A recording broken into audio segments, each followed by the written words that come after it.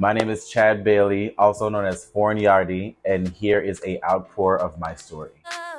Every black boy needs a little love. If he put it down, I'ma pick it up. Can't you see it's just me and you? So my coming out story was a little bit different from everyone else, but also people can actually relate from who's from where I'm from, which is Jamaica.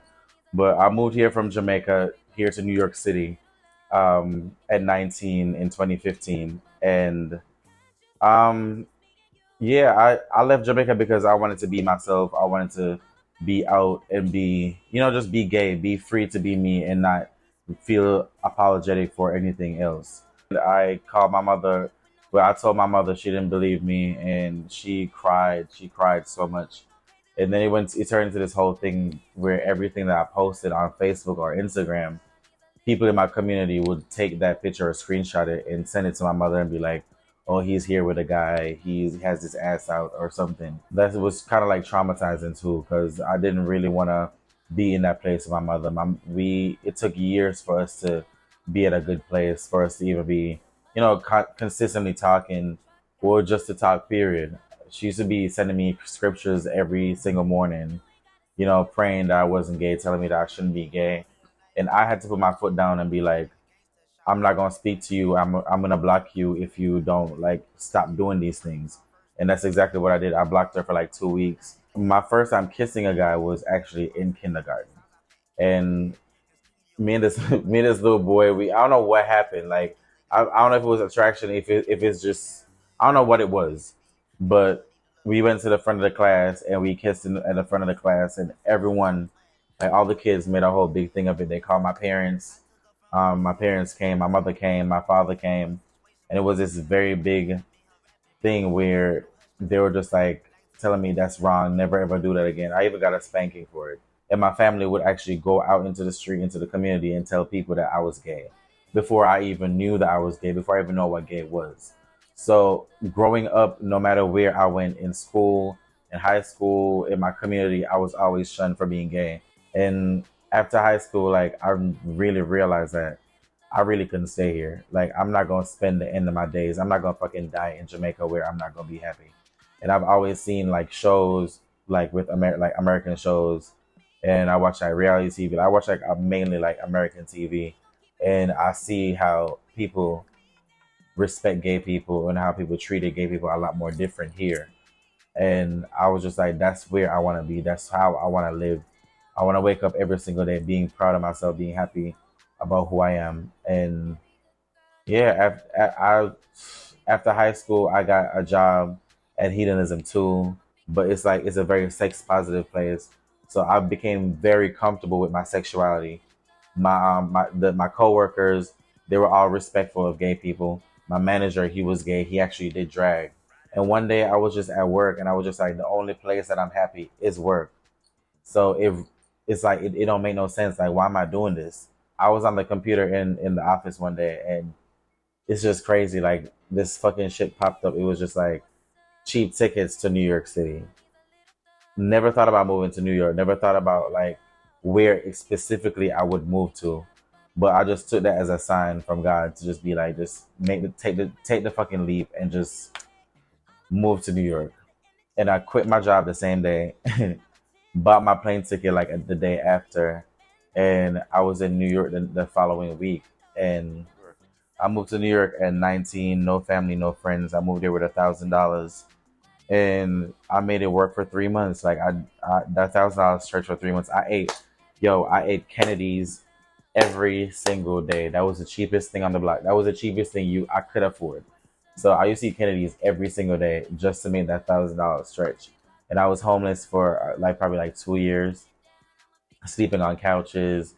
Like I had to go out there and make friends. Like at that moment, like a lot of people just moved to New York. You'll be on Jack and Grinder, like just trying to find somebody to hook up with, somebody to fuck.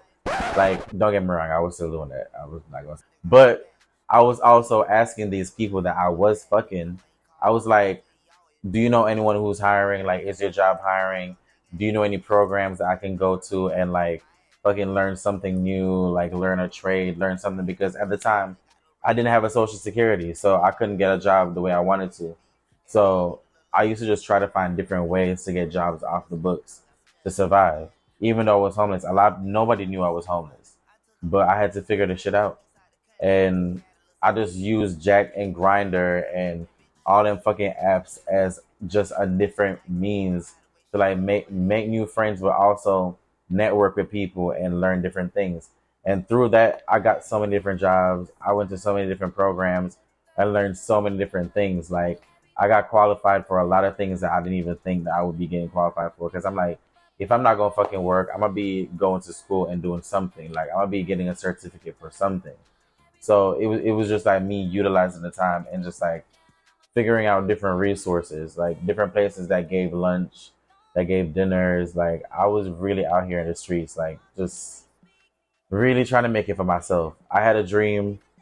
I've been modeling since 17. I was like, I'm in New York. I'm gonna try to do as much modeling work as possible and still follow my dreams while doing what I'm doing, and I've still been doing it. So I'm happy for that. Is your OnlyFans, is it sexual or non-sexual, or is it like erotic? How would you describe your OnlyFans? Oh Lord, I didn't even know I had a fucking OnlyFans, bro. That was their research. Primo, he knows about my OnlyFans. I can't. My OnlyFans will be like, I don't know how to describe it. It's like erotic and solo stuff. So me actually deciding to start OnlyFans or create an OnlyFans page, it was definitely just like it was just on some random shit. People have been asking for a while, and the crazy thing is I've never viewed myself in that type of sexual pornographic way. I can't even watch videos of me like having sex. Like I don't even record myself having sex. But my OnlyFans was just like a kind of like a liberal thing for me. Like it wasn't nothing that was just like, oh, let me just mainly do this for money. There was some money, yes, a part of it a little bit, but it was very liberal for me because I was just in a place where I was figuring out, I was, how would I say figuring out, but refiguring out my sexuality and with the things that I actually like sexually and just feeling like I'm sexually appealing to myself. I wanted that to happen. I got into the ballroom scene through the House of Ricci. Bugs was joining I've never been in ballroom before. I always seen ballroom, seen it on TV. I knew that Bugs was a legend at the time in ballroom, and it was just something that I was very very interested in for years. But he just had like a lot of negative interactions in ballroom. He had a lot of negative experiences too. So he was kind of skeptical and kind of like wary about me joining the ballroom scene. But at the same time, he got to a point where he realized that like the ballroom scene is something that you can actually grow from, and especially being a creative. It's a place that you can actually network and build from. So he decided to join the House of Reach, and he was just like, he joined the House of Reach. Why not just come with him and like experience ballroom in a different way? Um, it started off being fun. Like ballroom has been amazing. I started off with Sex Siren. I walked to the VA Take Me Back ball for the first time, and it was amazing. Like I didn't win or did as great as I would want to, but the fact that I went out there and I had the confidence to just like get in front of them judges and just show myself and just be different. Like it was fun. And after that, I've just been consistently walking Sex Siren, and now I'm like one of the top people in Sex Siren for people to battle or the challenge, and it's been amazing. Oh, in ballroom, I've had some really really good moments, and my favorite one was in Baltimore. Like when I walked in Baltimore, that was fucking amazing. Like I was dressed as an African warrior, and I didn't even win. Like I went to last battle, and the crowd went in for me. They didn't even go in for the dude that won. Like they just focused on me, and that was at that moment I was just like, I'm not gonna stop this shit. Like being dark skinned in ballroom has been it's been a little challenge. I'm not gonna lie. Like for the category that I walk, Sex Siren, it's a lot of light skinned people that walk, and in ballroom people tend to not think they're colorist, but they are. Ballroom has a lot of ballroom has strong colorism. Okay, when you light skin, there's this idea of beauty that's in ballroom, that you have to be light skinned and the nose has to be pinched and the cheekbones have to be up here and like all type of different shit. And it's like that's not what the standard of beauty should be. The standard of beauty in ballroom, being that it was made from black people, it's like, yeah, like ballroom should be us loving our skin, loving the melanin, highlighting black African features, and making that the top tier of what the standard should be. In ballroom, my biggest inspiration in ballroom was always and probably will forever be Lariah. So from watching Ballroom before joining Ballroom, he was the main person I saw representing for the dark skinned people. And I saw now he's the person that I really see get the whole colorism shit. Like I see him battle so many different people so many different times. And he used to lose because the person was just fucking light skinned. Like it was no other explanation. No other explanation. And I used to see that and I used to be like, you know what? I want to be a part of that too, and I want to represent too. Now Lariah don't walk as much. I don't even think he walks sex siren as much. He mainly walks like perfect tens or face. But Lariah, out of every single person in ballroom, he has been my number one inspiration when it comes down to walking sex siren. Because I want to get to his level, my nigga. I'm not gonna lie. Like the way how Lariah give it, like me and him when it comes down to the skin, we are skin flawless. We don't play when it comes down to that, and it's just like, and that's my bro too. Like we support each other. Like I really live for Lariah, and I really hope that I can do even half of what he's done in ballroom. I started directing, creative directing, photography. I started all of that during the pandemic. I really realized that because during the pandemic I had lost my job, and I really realized that I can't depend on somebody else's job or company to sustain my life. I should always be relying on myself. So I was literally, it was during the pandemic. I had a lot of time on my hands, and Bugs was just like, "You already do all of these things for me. You already do my photos. You creative direct all the things that I do. You direct all my music videos. Like you do everything. So why not turn that into a job that you can actually, a career that you actually make money from, and just do your thing." And I actually started doing it, and we started building sets, like because during the pandemic, music video sets weren't open. A lot of videographers, they didn't want to work because they were scared that they're gonna get COVID. So I had to really go in and find videographers. Like I searched everywhere for videographers who were willing enough to come out of their house during the pandemic, shoot a music video in the living room or my kitchen or my bathroom.